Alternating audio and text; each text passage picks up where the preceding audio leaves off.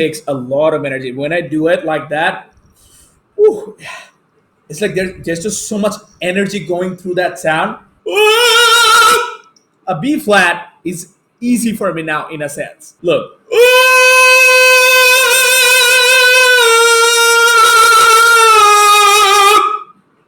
It really takes a lot. It really does. I cannot stress this enough. People don't believe me. They're like, oh, yeah, it's not that loud. I mean, like, you can be in the same room with me and then you'll see how loud. And that is an ooh vowel, a closed back vowel. Ooh. Yeah, E is a closed front vowel. You can I power can't. that ooh vowel. Yeah, yeah, yeah.